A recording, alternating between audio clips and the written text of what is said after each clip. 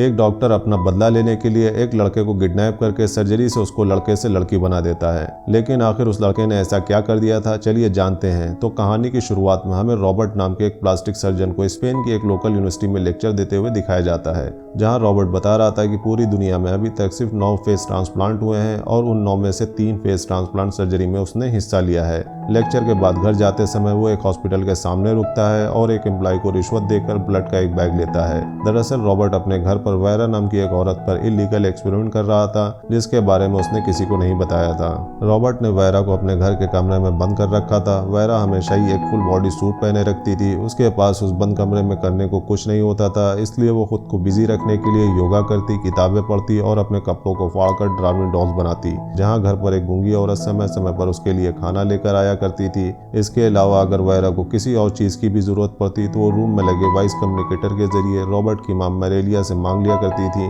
वहीं जब रॉबर्ट घर वापस आता है तो वो सबसे पहले अपने साथ लाए हुए ब्लड को अपनी लैब की एक मशीन में रख दिया करता था। इसके बाद वो अपने रूम में जाकर हिडन कैमरे से पहले वैरा को देखता था। जब उसे सब कुछ ठीक लगता था तो वो वैरा के पास जाता था। लेकिन एक दिन शाम को जब वो घर वापस आता है तो वो हैरान रह जाता है। दरअसल वैरा को पता था कि कैमरा कहाँ लगा है, इसलिए कैमरे से बचने के लिए वो दूसरी तरफ मुंह करके एक बुक के पन्ने से अपने पूरे शरीर को घायल कर लेती है। जब डॉक्टर उसके पास जाता है तो वो देखता है कि उसके पूरे शरीर पर कट के निशान थे।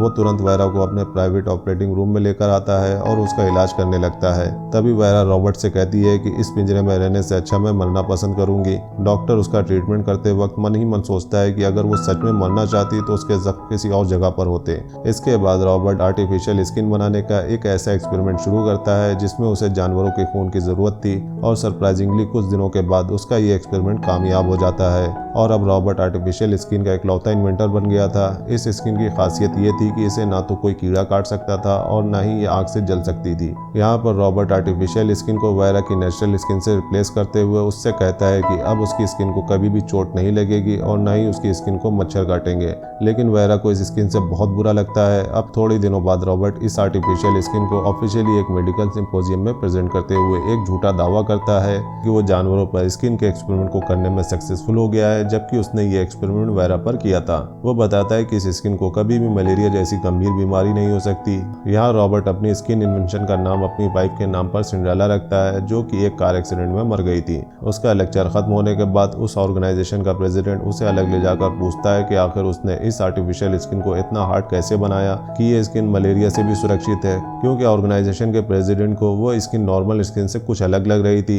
यहाँ पर रॉबर्ट उसे झूठ नहीं बोल पाता। वो उसे बताता है कि उसने पिक्सेल से जेनेटिक इंफॉर्मेशन लेकर ह्यूमन सेल्स में डाल दिया है। अब भले ही रॉबर्ट ने एक चमत्कारी खोज की थी, पर प्रेसिडेंट उसके सपोर्ट में खड़ा नहीं होता और वो रॉबर्ट को उसके सारे रिसर्च बंद करने के लिए ऑर्डर देता है। इसके बाद रॉबर्ट अपने फ्रेंड मार्क के पास जाकर उसको सब बता देता है। यहाँ मार्क उससे कहता है कि अब उसे अपने पुराने सर्जरी के काम में लौट जाना चाहिए। यहाँ से रॉबर्ट जब घर पहुंचता है तो वैरा को थोड़ी देर स्क्रीन पर देखने के बाद उससे मिलने जाता है और उससे कहता है कि तुम्हारा काम अब खत्म हो गया है, अब तुम पूरी तरह से ठीक हो और तुम्हारे शरीर को किसी और सुधार की जरूरत भी नहीं है। ये सुनकर वैरा उसे थैंक्स कहती है और मन ही मन सोचती है कि अब वो एक नॉर्मल लाइफ जी पाएगी। वो रॉबर्ट के साथ इंटीमेट होने की कोशिश करती है ताकि रॉबर्ट उसे कैद से आज़ाद कर दे, पर रॉबर्ट अनकंफर्टेबल फील करते हुए वहां से चला जाता है।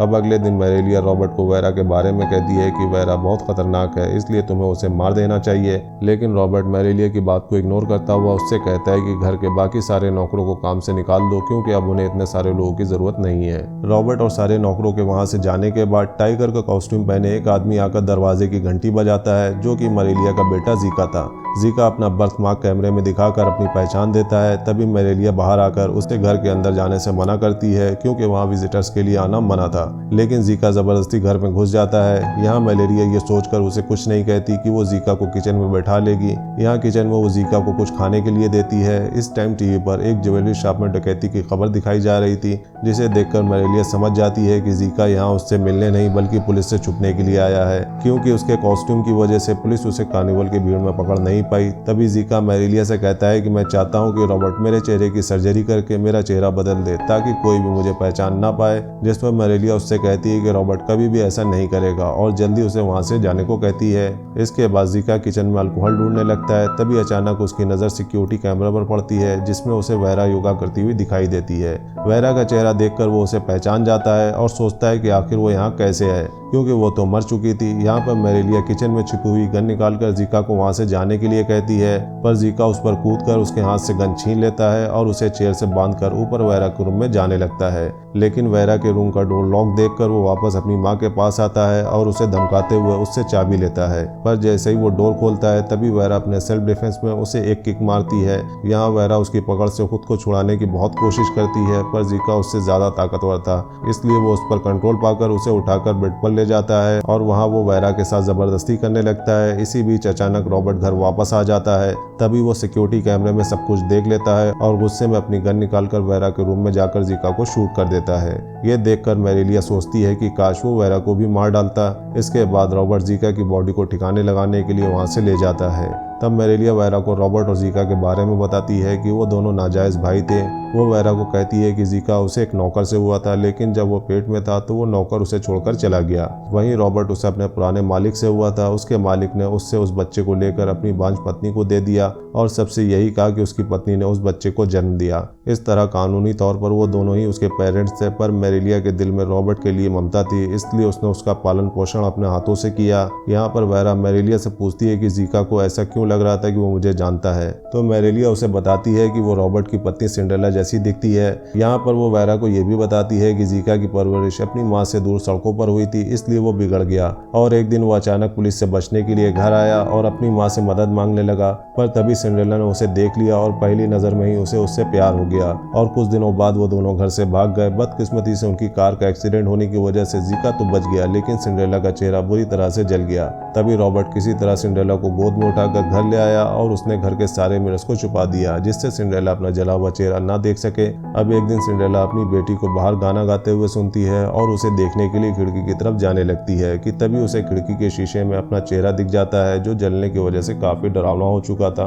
वो अपने इस डरावने चेहरे को बर्दाश्त नहीं कर पाई और उसने खिड़की से कूदकर अपनी जान दे दी। वहीं उसकी बेटी अपनी माँ की मौत की वजह से सदमे में चली गई। अब जब मेरेलिया वेरा को ये सब बता रही थी कि तभी रॉबर्ट जैक की बॉडी को दफनाकर वापस आ जाता है और वेरा के ऑफर को एक्सेप्ट कर लेता है और उसे अपने साथ सुलाता है। जहाँ थोड़ी देर बाद रॉबर्ट को एक सपना आता है जिसमें उसे वही दर्दनाक घटना दिखाई देती है जो 6 साल पहले हुई थी, जब उसने अपनी बेटी नॉर्मा के साथ एक शादी अटेंड की थी ताकि नॉर्मा सोशल लाइफ में नॉर्मल हो सके। उसकी बेटी को उसकी माँ की मौत से हुए सदमे से उबरने के लिए जो दवाइयाँ दी गई थी उनके असर से नॉर्मा एक टीनेजर लगने लगी थी। जहाँ पार्टी जोर शोर से चल रही थी तभी रॉबर्ट देखता है कि नॉर्मा पार्टी में नहीं है, जिसे वो ढूंढने के लिए गार्डन में जाता है। वहाँ पहुँचने पर उसे एक लड़का बड़ी तेजी से बाइक से जाता हुआ दिखाई देता है। तभी वहाँ रॉबर्ट को नॉर्मा के जूते और कोट नीचे पड़े हुए मिलते हैं। वो चीजों को ट्रैक करता हुआ उस जगह पहुंच जाता है जहां नॉर्मा बेहोश पड़ी थी। उसने कपड़े सही से नहीं पहने हुए थे।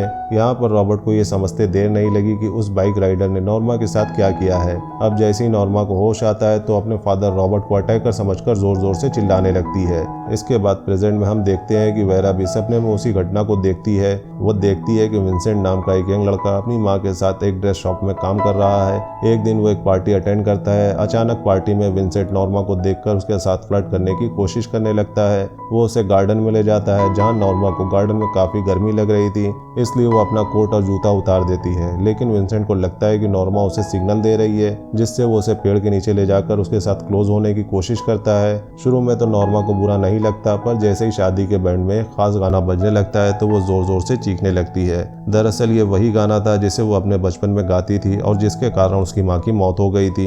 विंसेंट उसके मुंह को अपने हाथ से बंद कर देता है। तभी नॉर्मा उसके हाथ पर जोर से काट लेती है। इससे विंसेंट उसे थप्पड़ मारने लगता है और जल्दी जल्दी उसके कपड़े ठीक करके वहां से भाग जाता है। वो इस बात से बेखबर था कि रॉबर्ट ने उसकी बाइक की लाइसेंस प्लेट को देख लिया है। अब कुछ दिनों बाद जब विंसेंट अपनी बाइक से कहीं जा रहा था तो रॉबर्ट एक कॉस्ट्यूम पहनकर अपनी वैन से उसकी बाइक को हिट करके उसे गिरा देता है। इसके बाद रॉबर्ट उस पर एक बेहोशी का इंजेक्शन शूट कर देता है, जिससे विंसेंट बेहोश हो जाता है। रॉबर्ट उसे अपने घर के पुराने गैरेज में ले जाकर बांध देता है। जब विंसेंट उस पर चिल्लाने लगता है तो रॉबर्ट उस पर पानी के पाइप से पानी की बौछार कर देता है। शाम को रॉबर्ट विंसेंट को खाने में सिर्फ चावल और पानी देता है। वहीं विंसेंट की माँ पुलिस स्टेशन में जाकर अपने बेटे के बारे में पूछती है, जिस पर पुलिस ऑफिसर उससे कहता है कि विंसेंट की बाइक हमें पहाड़ की चोटी के पास मिली है, जिससे हमें लगता है कि विंसेंट या तो पहाड़ से गिरकर मर गया है या फिर वो शहर को छोड़कर चला गया है। वहीं रॉबर्ट अपनी बेटी नॉर्मा से मिलने के लिए मेंटल हॉस्पिटल में जाता है, पर वो अभी भी उससे डर रही थी क्योंकि उसे लग रहा था कि रॉबर्ट ने उसके साथ ज़बरदस्ती करने की कोशिश करी है और अचानक एक दिन वो भी अपनी माँ की तरह अपनी जान ले लेती है। और इस घटना से रॉबर्ट एक नॉर्मल डॉक्टर से एक पागल सन की साइंटिस्ट बन जाता है।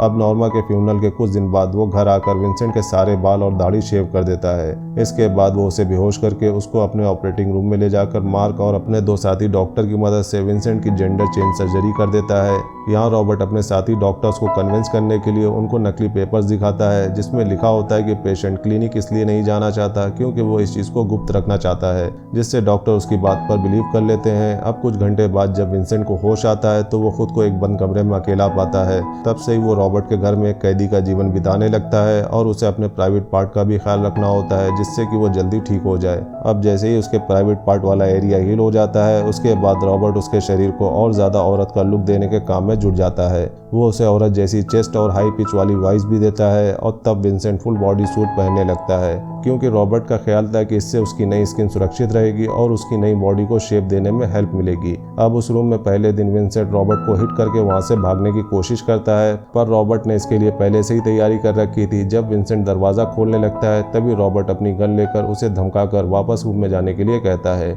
मजबूरन विंसेंट को वापस अपने रूम में जाना पड़ता है। अब कुछ हफ्तों बाद विंसेंट वुमेन सर्जरी के लास्ट प्रोसीजर से गुजरता है, जहां रॉबर्ट उसे अपनी मरी हुई वाइफ सिंड्रेला का चेहरा देता है। यहाँ पर रॉबर्ट विंसेंट का नया नाम वेरा रखता है।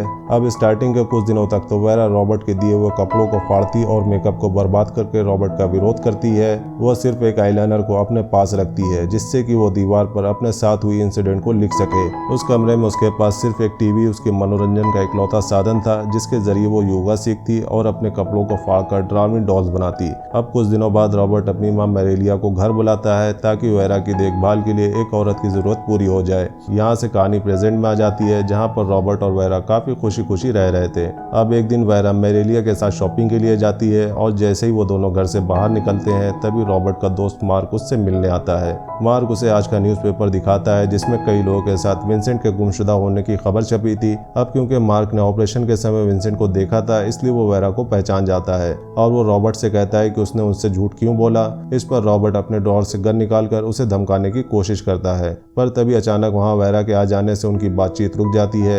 यहाँ वेरा मार्क से कहती है कि उसने ऑपरेशन के लिए अपनी पूरी सहमति दी थी। ये सुनकर वो वहां से चला जाता है। अब शाम को वेरा और रॉबर्ट फिर से एक दूसरे के करीब आते हैं। यहाँ पर वेरा को जिका के अटैक के कारण अब तक पेन हो रहा था। वो स्क्रीन लेने के लिए बाहर जाती है और इसी मौके का फायदा उठाकर अपना बदला लेने के लिए रॉबर्ट की गन भी छुपाकर अपने साथ ले आती है। इसके बाद वो रॉबर्ट से कहती है कि तुमने मेरी पूरी जिंदगी बर्बाद कर दी और तुरंत उसे शूट कर देती है। नीचे मैरेलिया गोली की आवाज सुनकर अपने साथ अपनी गन लेकर आती है, पर वेरा बेड के नीचे छुपकर उसके आने का इंतजार कर रही थी और जैसे ही वो रूम के अंदर आती है तो वेरा उसे भी गोली मार देती है। अब जब सब कुछ खत्म हो चुका था और वेरा आजाद थी तो वो कुछ कपड़े और पैसे लेकर वहां से भाग जाती है। अब अगले दिन वो अपनी माँ की शॉप पर पहुंचती है और उन्हें अपनी पहचान साबित करने के लिए उसे वो सारी बातें बताती हैं जो सिर्फ विंसेंट ही जानता था, जिसे सुनकर उसकी माँ हैरत में पड़ जाती है और यहाँ पर विंसेंट और उसकी माँ दोनों इमोशनल हो जाते हैं और इसी सीन के साथ ये कहानी यहीं पर खत्म हो जाती है। तो ये थी the skin I live in film की सारी कहानी। आपको ये कहानी कैसी लगी हमें कमेंट्स में ज़रूर बताइएगा। अगर मूवी का एक्सप्लेनेशन पसंद आया हो तो वीडियो को लाइक करिएगा और चैनल को सपोर्ट करने के लिए सब्सक्राइब करिएगा, ताकि हम आपके लिए ऐसे इंटरेस्टिंग मूवीज़ के एक्सप्लेनेशन लाते रहें। मिलते हैं नेक्स्ट मूवी एक्सप्लेनेशन वीडियो में, तब तक के लिए बाय बाय।